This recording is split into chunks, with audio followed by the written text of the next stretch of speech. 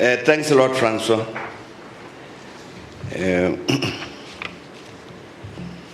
I don't believe what you just said about yourself, about being dumb. I don't think you're dumb at all. But Program Director and distinguished participants, I'm honored to join the organizers in welcoming and thanking you for taking time to attend this important summit. I'd also like to congratulate the Mandela Foundation, the Doha Goals Foundation, and the Sewale Foundation for taking the bold initiative to form Global Watch with the slogan, "Say No to Racism," focusing on the area of sport. And bearing in mind the seriousness of this matter, I'm certain that all of us will support the proposal to adopt a draft global charter, which will be, as stated, a roadmap based on a basic set of principles to address racism and discrimination in sport. And similarly, I'd like to believe that we'll also support the convening of the national summits, both to finalize the charter and adopt the visualized national codes of conduct, which again, as stated, would govern the conduct and behavior of each country's sportspersons vis-à-vis racism and discrimination. I'm certain that in this context, we will recall the United Nations World Conference Against Racism, Racial Discrimination, Xenophobia, and Related Intolerance, which was held in Durban in August-September 2001. The decision to convene that important conference was inspired by the realization that the blight of racism continued to afflict millions of people across the world. And in its declaration, the World Conference went to great lengths both to characterize the phenomenon of racism, racial discrimination, xenophobia, and related intolerance, and to elaborate a program of action to combat all of these. However, I believe that if an audit were to be carried out to assess what the member states of the United Nations and civil society had done to implement the agreed program of action, it would show that by and large, not much was done by all of these to implement that program of action. I believe that this serves to emphasize the importance of adopting the suggested codes of conduct once the Global Charter has been approved, precisely to ensure that the commitments contained in the Charter are honored, thus practically to strike a mighty blow against racism. And I'm sure no one among us needs to be convinced about the fact that sport has a following that amounts to billions of people. In the end, Global Watch seeks to mobilize not only the sports people themselves, but also these billions, indeed, to show a red card to racism on the sports fields. And the success of Global Watch in this regard would mean the mobilization of these billions into a mass army for the defeat of racism, not only in sport, but also in society in general.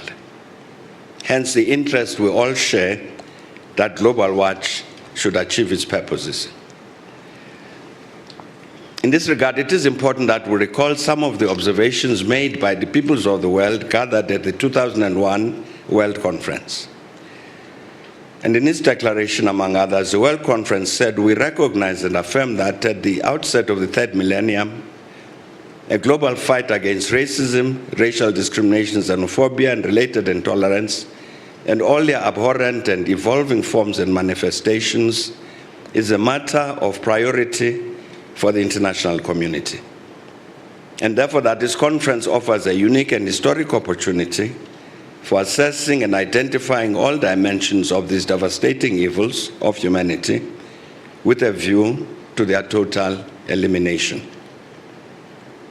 We recognize the necessity for special measures or positive actions for the victims of racism in order to promote their full integration into society. And those measures, they said, for effective action, including social measures, should aim at correcting the conditions that impair the enjoyment of rights and the introduction of special measures to encourage equal participation of all racial, cultural, linguistic, religious groups in all sectors of society, and to bring all into an equal footing. I'm sure that these observations remain as relevant and correct today as when they were made 13 years ago. Together, they demonstrate the enormous amount of work which must be done to root out racism, racial discrimination, xenophobia, and related intolerance, all of which continue to afflict millions of people across the globe. And sadly, there is no shortage of examples of the stubbornness of pernicious racist ideas and practices. As recently as early this month, the Ivorian Yaya Toure, the African Footballer of the Year for the last 3 years, who plays for Manchester City in England, complained of experiencing racial abuse. It's a matter that is being investigated by the British police. And among us in this regard, he said, "For me, it's a disgrace, to be honest. We need to do something to try to tell people those kinds of behavior have to stop. I want those people to understand what they are doing is wrong. To have such aggression in sport, I can't understand that. And that's why I've been trying to fight it. Football doesn't have a color. We're just people from all over the world trying to enjoy the game. Sport is sport. Sport is not violence. Sport is not about being bad with people. Sport is about being healthy and proud of what you are doing." And there is, of course, the more atrocious example of the Norwegian mass murderer, Anders Behring Breivik, who killed 77 people on July the 22nd in 2011. An unrepentant racist. During his trial, Breivik boasted of his credentials as a Norwegian and European nationalist, explaining that he committed mass murder of young Norwegians to stop the spread of what he called multiculturalism. And among other things, he said, "Today, Norway and many countries are suffering cultural self-hatred due to multicultural ideology. It is undemocratic that Norway accepts so many African and Asian immigrants, that the Norwegians risk being made into a minority in their own capital. They will lose their culture, their land and traditions, and Christianity. I and other militant nationalists are 100% convinced that if we manage to stop the multicultural project in Europe, we will save hundreds of thousands of lives. Because if we wait 20, 30, 40 years, the ethnic Norwegians and Europeans will be in the minority. We therefore are not able to wait long. The motives are based on our goodness and not evil. The Muslim enclaves in Europe will grow as aggressively as cancer until one day they constitute a dominant force. And our ethnic group, we said, our culture, our Christianity, our identity, this is a framework for the defense. And he said, since Norwegian and European multiculturalists opened the doors to immigration, about 30 million Muslims have poured into Europe.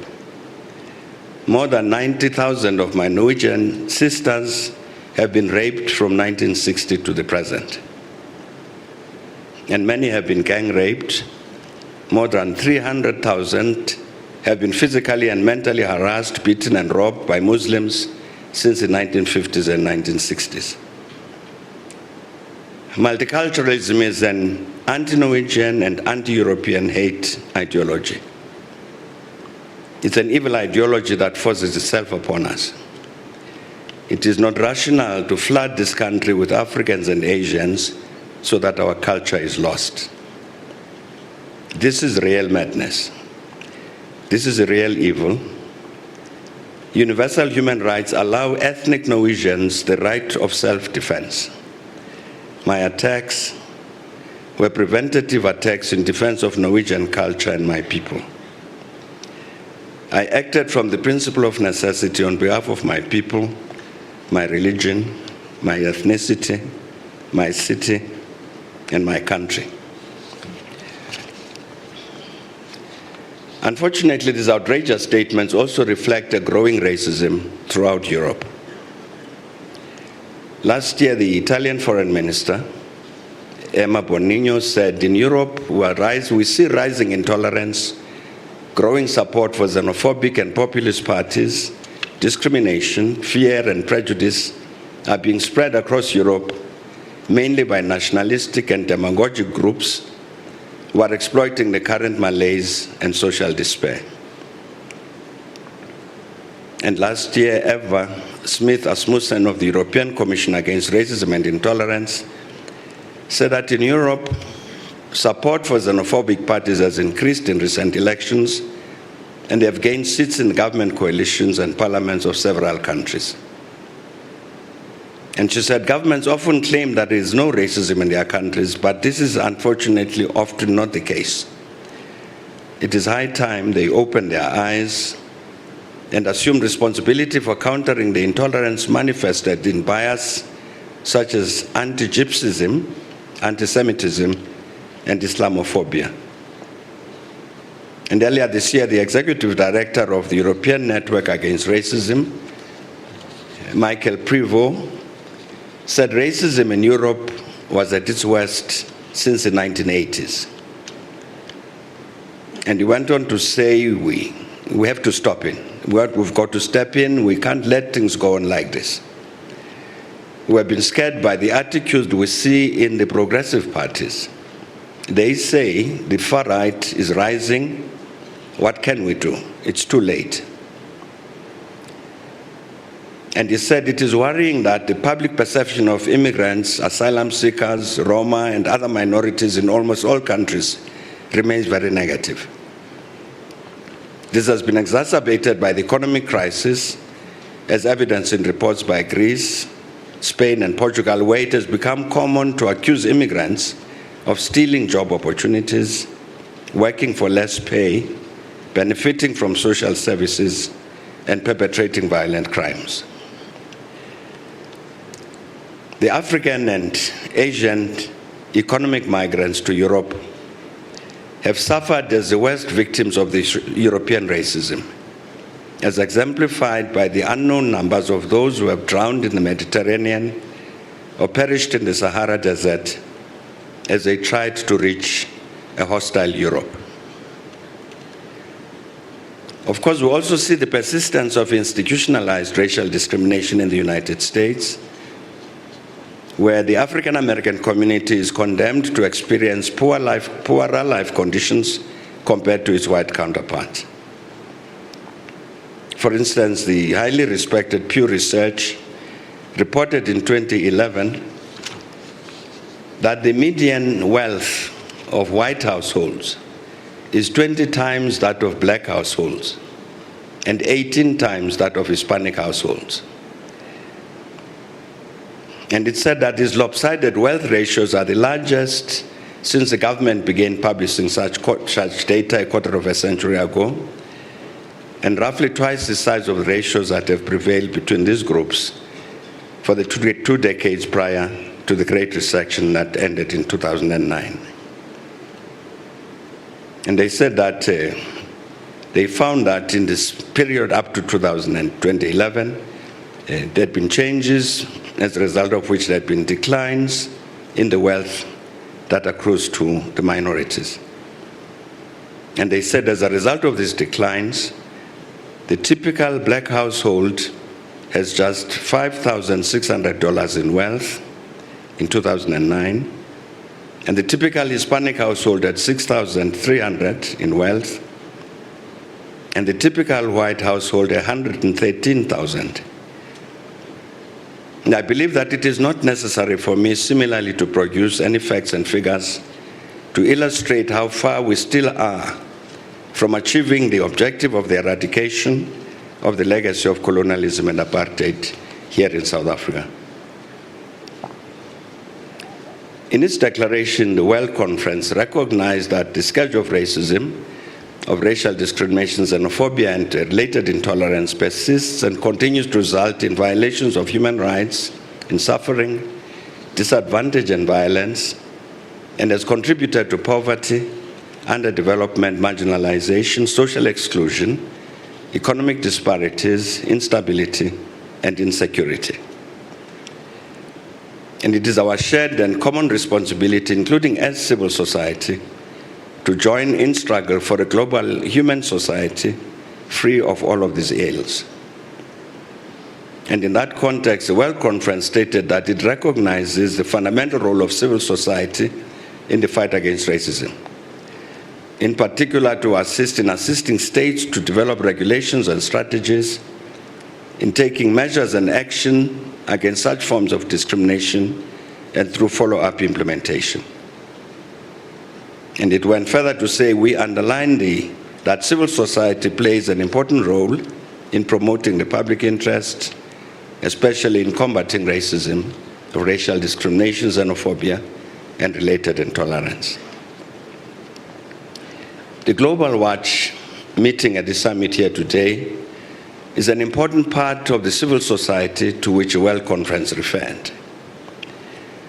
In its background note about itself, Global Watch quotes Nelson Mandela, quite part of what Francois Pinard has just quoted, quotes him as saying, sport has the power to change the world, it has the power to inspire, it has the power to unite people in a way that little else does, it is more powerful than governments in breaking down racial barriers, it laughs in the face of all types of discrimination.